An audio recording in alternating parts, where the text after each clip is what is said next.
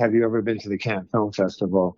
And I said, no. And he said, well, you will this year. I went to Cannes, I think 10 years in a row or 10 out of 11 years, something like that. And then I looked at my daughter and I realized I was going to have to pay college tuition. So I stopped going. It was a good trade. Minus 10, 9, 8, 7, 6, 5. That's one small step. One eyewitness. One major pop cultural event. You had to be there, uncover stories that shed light on our most iconic moments. Like the real enemy. Each week, a different host takes on the task of finding and interviewing one person within 48 hours who was there, with no idea what their event will be. Come join the ride.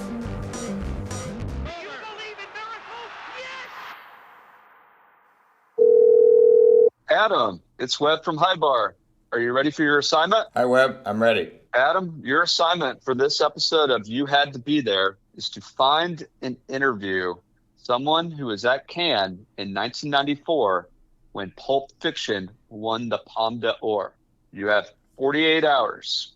I know it's the weekend, but I'm confident you'll find someone who is at Cannes. Good luck.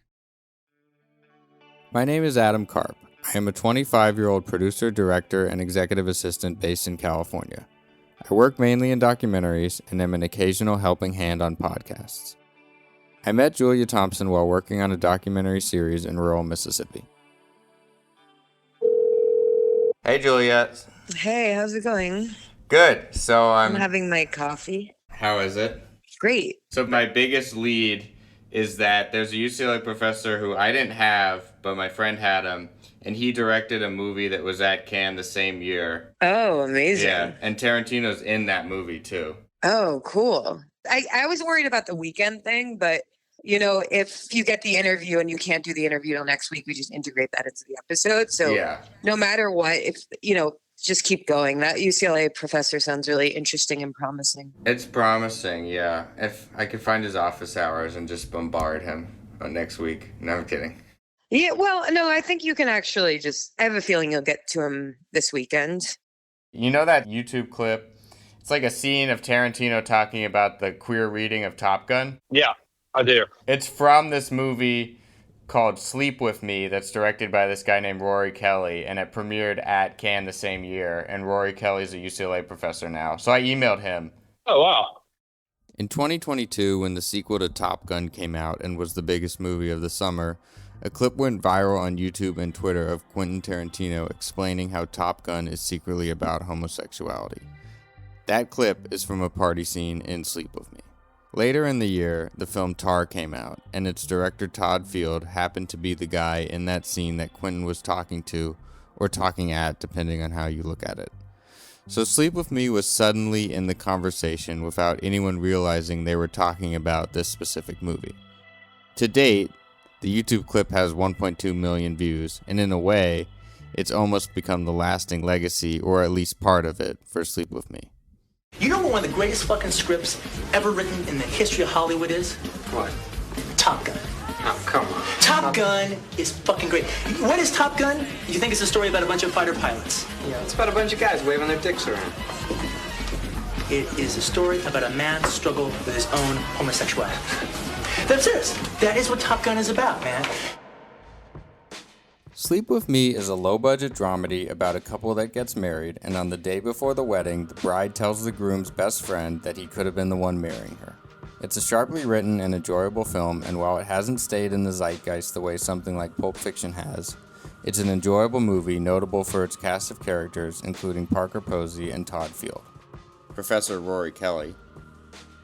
The thing was, I had a refrigerator full of 60 millimeter film because I knew people at Kodak, and they can't sell dented cans of film. And sometimes they get dented in shipping or because somebody drops one. And so every week for a very long time, I would just call and ask if they had any film. And if they did, I would go over and pick up a couple of cans and then put it in my fridge. That's hilarious. Yeah. And so, you know, the way the film started is the year El Mariachi played at Sundance, the original version, and it was kind of thrilling for people. And my friend was there with a movie, and he called me up and he said, "You got to get here." right? So, there's this film, El Mariachi. He did this low budget thing. He talks about it at the screenings. So I just got on a plane and went, even though I didn't have money. El Mariachi is the first feature by director Robert Rodriguez. It was made on a budget of $7,000 and was an unprecedented success, taking Sundance by storm. And then after the festival, I met with a friend of mine, Roger Hedden. He's one of the screenwriters on it. And we just had lunch and we said, what do we want to make a movie about, right? He was like, you got to come up with a low budget idea. You've got all that film, let's do it. So I said, well, I've always wanted to do a riff on The Great Gatsby, where every scene is either a party or people going to a party. And he said, well, that's interesting because I've always had a story. I only know the beginning of the story, but a guy kisses his best friend's fiance on the day before their wedding, and then it sort of goes from there. And I was like, okay, well, that's what happens. And then all of the conflict will play out at these party scenes and in some car scenes if we need them. And so then he and I started writing the script. And we came to this decision, like, we could do this much faster if we had all of our friends write sections of the film, right? Because it's episodic. And so I met with everybody individually. We made a list of people we wanted to work with. And so I just gave everybody the major plot points for their section of the film. And then everybody wrote, and literally within a matter of, I don't think it could have been more than 2 weeks, and it might have been less, we had an entire script. So how long was the shoot then? The shoot was 21 days, 3 weeks, which was a pretty standard shooting schedule back then. You shoot 6 days a week. And since each sequence was kind of lengthy, we mostly got to stay at the same locations for multiple days, which saves you a lot of time because you don't have to move the whole company to another location every night. And you get to leave your equipment set up at the end of the day and just pick up the next day. So how did the Tarantino cameo come about? Oh, we had a mutual friend, and I went out to dinner with him and a friend of his. She was a French actress. She's the woman in Kill Bill who gets her arms and legs cut off. He was in pre-production for Pulp Fiction at the time. Oh, that's why we had dinner. He wanted to be in the movie, right? So I said to him, well, the whole movie's cast. And he said, oh, well, I heard it's a movie about a bunch of parties. Can't I just go to one of the parties? Which I thought was a funny idea. And so we put a line in the script. We gave him a dialogue. It just said Quentin, right? And then instead of writing any dialogue, we just said, he says something funny. So then on the day that he was in the scene, he came to set. There was nothing prepared, right? But he had that Top Gun story in mind. And so while I was doing stuff, he kind of followed me around, not like he was my inferior, just like it was the easiest way to do it. And he did the whole thing for me. And it was very funny, but it was also super long. So I said, Quentin, that's it. You just have to do a shorter version of it. I left it up to him to figure out how to do the shorter version. And I actually think it makes it funnier because there's a bunch of non sequiturs in it. Like he just suddenly says, they're gay. And so that worked out really well. And we only shot with him for like 5 or 6 hours and then he went home. Yeah, that's how he got in the film. I want to go to one of the parties. And so we did it. He really wanted to be an actor back then too, even more than he is now. Like I think he wanted to be in a lot of movies. It's funny. So he was in pre-production. Like, had you heard rumblings about his movie at all? Oh yeah, it was already like a big deal. Okay. It was already like a big deal. He actually lost financing at one point because the script was like 170 pages. I forget who the first production company was, but they pulled out, and that's when Miramax moved in. They just jumped on it in 5 seconds. And it was interesting because his pre-production overlapped with our shooting, and we had the same DP, Andre Sekula. And so Lawrence Bender, the producer, and other people kept coming to set to talk to Andre while we were actually shooting. And then we were on night shoots at the end, and Andre was in pre-production all day long. So he was literally sleeping 2 hours a night. And, he would tell the gaffer what he wanted in terms of lighting, and then he would go take a nap in his car. Had you read the script or just heard about it? Yeah, it was top secret. Mm-hmm. I don't think it was being distributed outside of people who were working on the film. You know, I knew some of what it was about because I'm sure he told me. But yeah, that script was not circulating. Did Andre say more, or was he just exhausted the whole time? Yeah, he didn't say much about it too, which leads me to believe that, you know, they were telling people not to tell other people about it. Most scripts are kept under lock and key in Hollywood, and for people to have heard rumblings about Pulp Fiction even before cameras started rolling means it must have been pretty buzzy. So, the film got into Cannes. What was your screening like, your first screening, and how was the reception? You know, it was fantastic. It really played well. People liked it so much so. This actually kind of surprised me. But the demand to see the film was quite high, and a lot of people didn't get into the screening. And this was really unusual. They added a second screening on Saturday morning at 8 or 9 in the morning. It was not in the main theater that time. It was for the first screening. I think it's the Palme. I'm so bad with remembering things. I think so. Yeah. So that was the first screening. The other screening was in a different theater. It was not a small theater, but it was packed to the gills at on a Saturday morning. There were people sitting in the aisles. Did Quentin come to your screening? Yeah, he did. And he was really into it. And then also I heard through the grapevine that when he got to Paris after the festival, he went to see it at a theater there as well, to see what the audience reaction was in Paris. I think he really liked what he did in the film, which is fine. Like, you should like what you do, right? And he also came to work in progress screenings that we did. So he was a part of the film. He was one of the group of 10 people who were really most involved in the film. So were you at the first screening of his movie there, or one of the screenings? Yeah, I was there the night it premiered. It was easy for me to get tickets to things because the French publicist and the French distributor would take care of things like that. So I got into the Pulp Fiction screening. It was an interesting screening, but I was a little horrified because there's this custom at the Cannes Film Festival, which is if you don't like a film, when you get up to leave, you have to slam your seat so the director knows that you're leaving. I don't like it. Yeah. It's really kind of rude, but it's part of the culture of the festival. And so at a certain point in the screening, I was totally engrossed in the film and it was very popular. But at a certain point in the screening, you hear like one person slam their seat and then another person slam their seat. And it's like 20 seat slams in a row. There was not a big group of people walking out, but the 20 or so who left, made sure that everybody knew that they were leaving. And I was cringing and wincing because, this is not fair. You're such a minority. Who cares? Cannes is sort of the emblem for glitz and glamour for film outside of the Oscars and the premier launching pad for movies of a certain caliber. It's exclusive and competitive, and there's a lot to the aura around the way people applaud or even bemoan the movies that premiere there. It has a different reputation than Sundance and Telluride. One might even call it a little bit snobby. Historically, not a lot of American movies win it. Going into the 1994 festival, it's safe to say that Krzysztof Kieślowski's Three Colors Red was the favorite to win the Palme d'Or, which is what they call the grand prize. Red was the highly anticipated final entry in a trilogy that was already beloved in its time and is found on many best films of all times lists today. Pulp Fiction's triumph is notable, as a violent and rebellious American movie is not exactly what one would expect to win over the elite French audiences. Were you, instantly kind of blown away by it, or how did you react?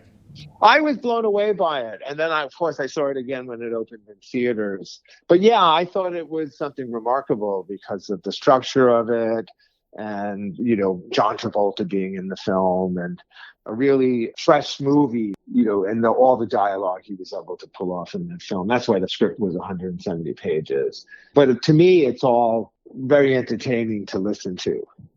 But the funniest thing about Europe is? What?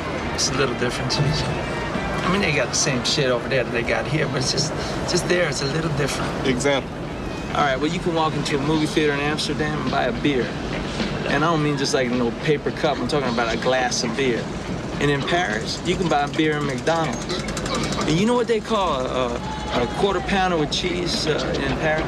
They don't call it a quarter pounder with cheese? Oh, man, they got the metric system. They wouldn't know what the fuck a quarter pounder is. And what do they call it? They call it Royale with cheese. Royale with cheese. What do you think about Pulp Fiction? I love Pulp Fiction. It's actually my favorite Tarantino movie. Producer Julia Thompson. Really? Yeah, I'm not a huge Tarantino fan, so Mm-hmm. I did like the Reservoir Dogs, and I like the newest one, actually. I like the newest one a lot, Once Upon a Time in Hollywood. Yeah. I like Pulp Fiction because of Travolta Mm-hmm. and just his comeback. That whole story is, other than him being a Scientologist, I was very happy for him. Stephen Prince, who I interviewed for my subject. Yeah. You know, his story is in that too, so I think I like it. And the soundtrack is amazing. His story's in Pulp Fiction? Yeah. You know the Uma Thurman scene? Yeah. The resuscitation. Yeah. That's from a scene in Scorsese's documentary, American Boy. Oh, really? Yeah. So he tells a story about that happening to him. Not him. He had to save somebody. So I'm pretty sure Tarantino got that idea from that movie. Stephen Prince is just a recurring character in the You Had to Be There. Yeah, I hope so. He's so amazing. He's in every episode somehow. Oh, cool. But what else about Pulp Fiction? I really. What do you think of it? I was never allowed to see it growing up because my parents didn't like it. They told the story they had to see what the fuss was about and got to the theater, the Sherman Oaks Theater, and they could only sit in the front row. They didn't find it funny, it was just too violent for them. But they've since come around on it. When I watched it with my dad growing up, he was like, "Oh, you gotta hand it to it. It's pretty good." So when did they actually let you watch it? Probably 8th grade. But I had heard so much. You get the movie through cultural prognosis, but then you watch it and it's still so exciting and fresh. Yeah, no, that's totally true. He's never been my guy, Tarantino. Yeah. I'm never oh, he's my favorite director. Because I feel so many people say that, and it's oh, okay. I felt similarly about the band. I was I don't care about the band. I mean, not that you don't care, you respect him as a filmmaker, but I respect him, and I think all his influences are cool, but he's never been well, it's also, we're in a time period where people are looking back at his influences. And then if you watch his influences, some of them I feel are better. You know what I mean? Oh, yeah. Lady Snowblood. Yeah. Kill Bill. And yeah, I mean, all of his movies are so tied to that era. But that's cool. I just read his book, Cinema Speculation, where he talks about his mom taking him to movies in the 70s. And it was sweet. Oh, Webb was saying too that he has a podcast. Have you listened to it? I haven't, because I find his voice annoying. Yeah, I haven't. I don't really talk podcast. I like more long form. Yeah, like this podcast. Like this podcast. Yeah, exactly. Hey Webb, it's Adam. I just recorded an interview with this guy named Howie Mofshevitz. How was it? It was great. I mean, he had a lot to say. He definitely remembers being at Cannes. He had a press badge, so he went to the first press screening of it. There was a lot of anticipation about this film, about Pulp Fiction, because, Reservoir Dogs, it had been pretty good, but it had a lot of nerve. Here it comes. The film, critics are already saying, will have audiences laughing, gasping, and applauding at the same time. It's freaky, but it happens. Pulp Fiction. I always figured, and I don't know, maybe I'm overrating myself, I always figured I was a B+ critic, in terms of the social status of critics. I was critic for the Denver Post, and I also often at the end of the festival did a two-way with Bob Edwards, who was the morning edition host on NPR. I loved going to Cannes, and I like it better than most of my critic buddies who lived on the coasts, because they got to run into filmmakers and see films before anybody else routinely. But in Colorado, I didn't. So it was like going out into the big wide world, and I loved it. And plus, Cannes is great pizza. In 2018, I attended the Telluride Film Festival as part of the Student Symposium. The Student Symposium is a program started in the late 1980s by Denver Post film critic Howie Mofshevitz. And so at Cannes, I remember talking to my critic friends about, what Tarantino was up to and stuff like that. Nobody thought he was the great boy genius, but people thought that he had a lot of promise, and Reservoir Dogs have been really, provocative and fun, in that Tarantino way. So the press screening was at night, which meant that there are two large theaters in what's called the Palais des Festivals at Cannes, and the morning screening was the bigger theater, but the evening press screening, it was in the Salle Debussy. It probably held 2,000 people or something like that. And I knew it would be full, and I knew that I should go early. But during the afternoon, I went to talk to a guy named Mark Urman, U-R-M-A-N. Mark died a couple of years ago.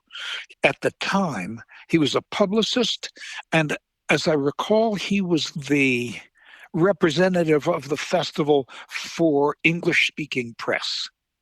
Mark was an incredible publicist. I remember talking to him. He said, I never lie. I said, I know you don't. He said, that's really important to me. He said that I never lie, which is not necessarily the rule among a lot of publicists. I went to see him, and I said, Mark, what do you know about this film? And he had seen it. And he said, I can tell you two things. And I said, yeah. He said, it's 20 minutes too long, and it isn't about anything at all. Mark really was a brilliant guy, and he was incredibly articulate. And I thought, God, what a way to put it. And after I saw the film, I thought he was absolutely right. It was 20 minutes too long, and it isn't about anything at all. As I recall, there were some people who walked out because the violence really got to them. But for the most part, I think the audience responded very positively to the film. People really loved it. But were sort of, the people I knew at least, they were not embarrassed, but surprised that they liked it so much and found it so funny. A lot of us were, sort of good political lefties of, various stripes. We believed that people should behave themselves and that violence was a bad thing, but and that films that were overly violent were probably not a good thing for the world. But I remember just breaking out in laughter at times. And also, I don't know if you remember the first time you saw it, but sort of exclamations just coming out like, oh. And my wife was with me, and she doesn't like violent films at all, but at one point, she just cracked up. Tarantino really, at that time, certainly had that balance between horrifying you and really tickling you and getting you where you didn't expect it. And so there were a lot of unexpected sounds coming out of people during the film. And I think sounds that surprised the people themselves, I remember being surprised that I laughed at something or other. A day or so later, I interviewed Tarantino. And first of all, he changed a lot in 2 years. He was far more polished, of course. And he was far more savvy about the PR game. See, he had gotten media training. He wasn't... Yes. Have you ever been to Cannes? I haven't. The first time I interviewed him, it was outside on sort of, a deck or something like that at the Palais, and you could see the harbor and stuff. It was nice. And, I don't know, we talked for quite a long time, and it was very casual. And then the interviews for Pulp Fiction were indoors at sort of round tables. As I recall, I didn't have, 45 minutes. He had 15 minutes, something. And Roger Ebert had interviewed him before me. And Roger and I were, we were friends for 45 years. At that point, of course, it hadn't been 45 years. And he said, do you mind if I sit in? I said, no, of course not. No, he was my friend. I remember asking Tarantino about the women in the film. And he looked at me blankly. Like he had no idea what I was asking about. And I remember asking it a couple of ways. Memory is, as you know, weird. And I think I was asking him about why the women sort of had to bear, how do I say this? The women were judgmental, as I recall. And I asked him, why was it the women who sort of had to carry that burden? And he looked at me like he didn't know what the hell I was talking about. And I realized that he's not an introspective guy. At least he wasn't then. I've haven't encountered him since. This guy has seen every film ever made, but he's not, I don't think, an introspective man. And I think my question really sort of buffaloed him. And he wasn't hiding anything. I found him very open and all that, but I think he just didn't get what I was talking about. That brings to mind, I don't know how well you remember your review, but you have a quote about the women living in a boy's fantasy world. Oh, yeah. Okay. Well, you've read that review a lot more recently than I have. So I asked him something about that, and he really, I think quite honestly didn't get the question. Mm-hmm. You remember Linda Williams? Yeah. Linda told me one time that she was in a panel at UCLA, and she said there was some guy in the back of the room. I don't remember what the panel was about, but she said this guy kept saying, "Oh, have you seen such and such? Have you seen such and such?" And nobody else had seen the films he was asking about. In a break, she said to the person next to her, "Who is that?" And they said, "Oh, that's Quentin Tarantino." My sense is that he's seen more movies than any 10 people on the planet and remembered them. But I think he's not introspective, and that was interesting to me. I agreed with Mark Ehrman entirely. I thought the film was 20 minutes too long and wasn't about anything at all. I think Quentin Tarantino is just masterful at setting up a sequence. But I think his films don't have much emotional depth or intellectual depth. But boy, he's really got technique, knows where to put the camera. Duh. Back to the interview with Rory Kelly. I was at the final awards thing. I wasn't supposed to be there. I was going to leave town, and the publicist and his assistant had driven me to the airport, and we were at the security line. I think I'd even put my bag on the belt, and the publicist got a call saying that the jury was deliberating between me and a French filmmaker who had made a very small independent film that was also in Critics Week along with Clerks. And so they said, I can't leave town. So we got my bag back and we drove into town. They just said, there's a chance he's going to win. And if he wins, we need him here. So we drove back into town. And that night was the awards thing. I did not win the prize, which is called the Camera d'Or, which is for the best first feature by somebody. But that's why I was at the awards ceremony. So Pulp Fiction wins. And there was some sort of weird backlash against Pulp Fiction. There was a minority of people who didn't want it to win. Maybe it was because there was so much hype around the film and so much hype around Quentin. So anyway, he wins the award and he goes up on stage to make his acceptance speech. Pulp Fiction. And some woman in the back of the theater, you can bleep this, just started repeatedly saying, "Fuck Pulp Fiction, fuck Pulp Fiction."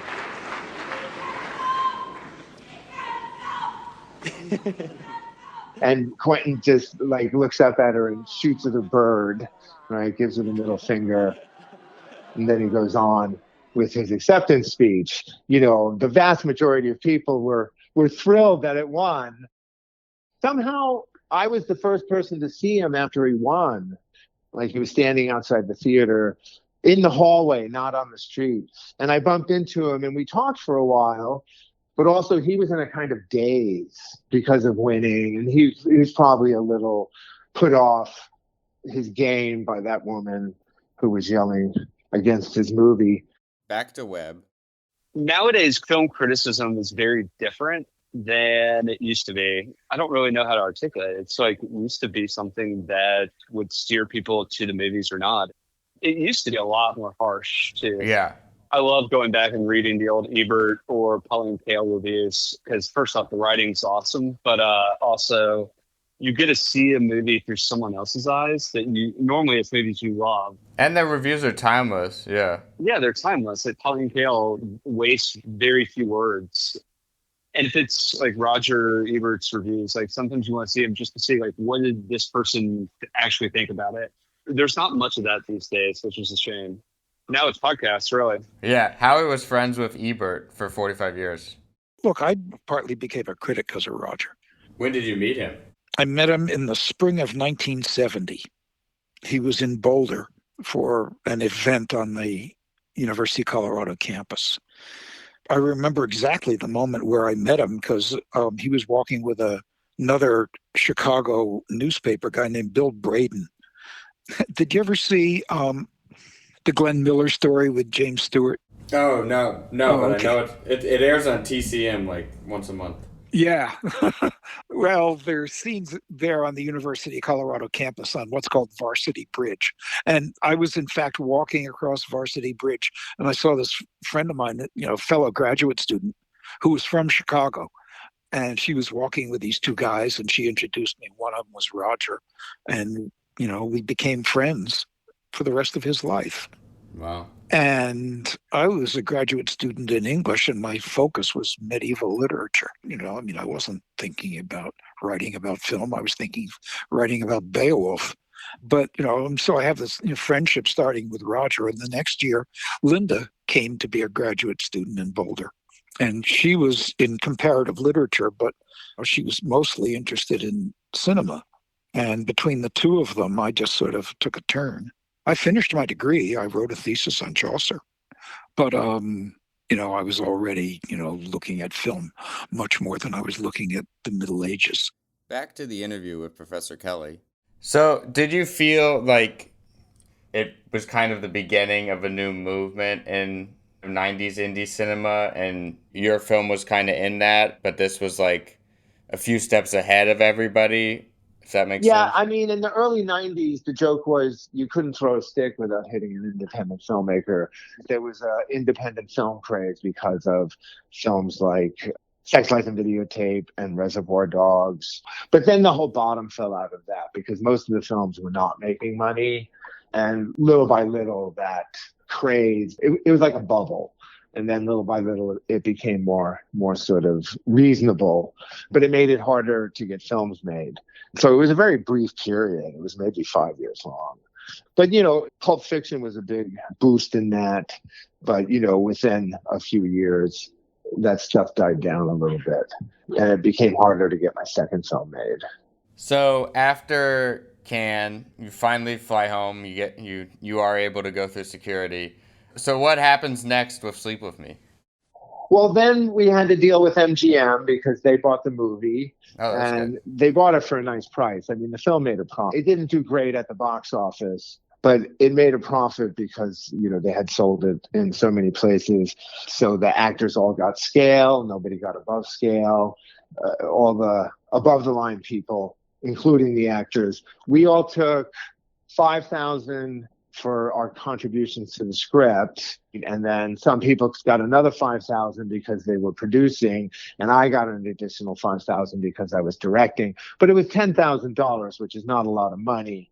And as somebody said to me, you're going to get this movie made, you're going to spend a year on the festival circuit where you can't do anything else. You're not going to have enough money to make a peanut butter and jelly sandwich if you don't have a job after this, because whatever happens, it's going to take a long time. So I was fairly broke for a long time. I was going to festivals with $20 in my pocket. I was at the London Film Festival with just a single $20 bill, and then to a film festival in Ghent, and it was the same thing. And so, I would have to wander around and hope that the distributors, because we had distributors at all these in all these countries, that they would have somebody who was going to babysit me. And they did in every case. And so they would take me out to dinner and stuff like that. I had to walk everywhere because I didn't have any money for anything else. Then I wrote a script with Parker Posey. We wrote a script together for CB DuMille.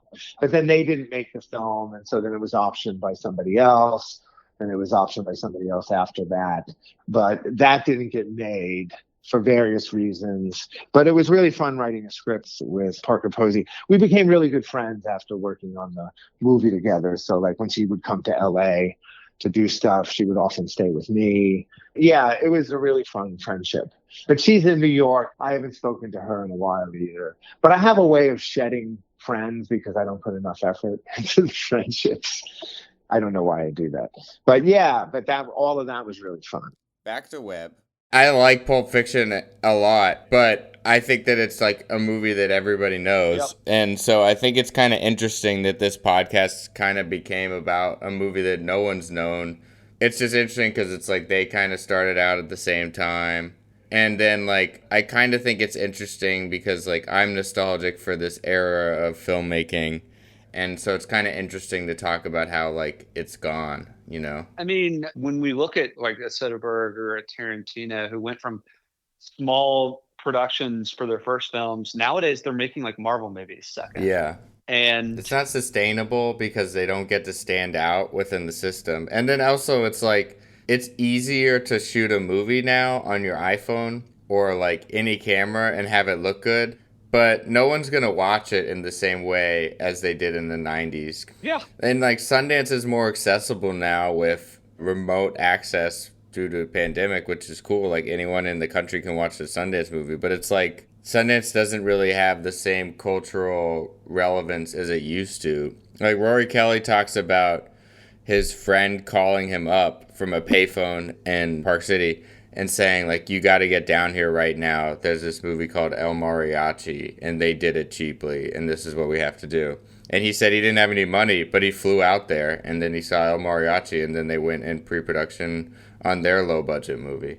When you see that someone like Soderbergh has made now 2 or 3 films with an iPhone, like, when someone tells me, oh, I don't have the right, like, camera for this movie, it's like, if one of the best filmmakers on earth can do it, we can figure this out.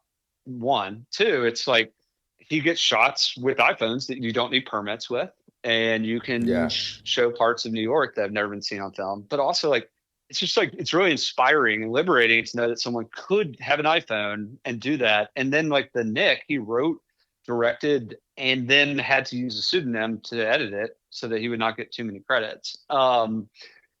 I don't know. I'm not nostalgic for it. I just think that it's very liberating to know that some of these iconic films can be made on budget, lower than budget, or like if you have a story to tell, there are ways to tell it. And and like the El Mariachi is a good example. Like, will people want to watch something like El Mariachi and take a chance on like a new voice now, or are they just being spoon-fed the Marvel movies and the remakes and sequels and stuff, so they don't give a chance to the other stuff? Movies are more and more accessible these days, but it's harder and harder to get people to notice and want to seek them out. I'm not sure a filmmaker could come around today and make a movie for $7,000 like Robert Rodriguez, or make a movie on an iPhone and get noticed in the way Steven Soderbergh can, because he's already a famous and well-regarded director that arguably kicked off the indie movement back in 1989. Had you kept in touch with him at all after? Yeah, we did. We used to end up at similar things. And we had a mutual friend, so we might be at the same party or the same barbecue or the same bar. But since then, I haven't really seen him. The thing about the kind of notoriety that he achieved is that you kind of have to shrink your world. Otherwise, there's just going to be too many people coming at you. Like, we were at a bar once and people just come to the table and they want to talk to him. I think he found it kind of annoying after a while. I'm sure it was sort of thrilling at first. But all these young men, it was always young men who wanted to talk to him about how cool his movies were. You know, I think I would have done the same thing. You kind of pick your group and stick with it. And so, I haven't seen him for a long, long time. I have a beautiful picture of Quentin at the party seeing me and him talking. Oh, that's funny. Yeah, they let me have it. I told the studio how much I loved that image. And so after they used it, they gave it to me. What's the film about? What's it really about? What genre does it take? What like the spine? The spine. Like one sentence? Like no, I don't fucking Boy Meets Girl. I don't give a shit about that. Fuck Boy Meets Girl. Fuck motorcycle movie. No, what is really being said? What's really being seen? That's what you were talking about. Because the whole idea, man, is subversion. You want subversion on a massive level. You know what one of the greatest fucking scripts ever written in the history of Hollywood is? What? Top Gun. You Had to Be There is a Hi Barr production. Created by Hi Barr. Today's episode, Pulp Fiction Wins the Palme d'Or at Cannes, was written and hosted by Adam Karp. Produced by Julia Thompson and Webb Barr. Story produced by Julia Thompson. Edit, sound mix, and engineering by Teeny Lieberson. Original score by Teeny Lieberson. Artwork created by Dylan Lathrop. Special thanks to our parents, friends, and chosen family. And most importantly, thank you to the artists who have inspired us, because they had to do it.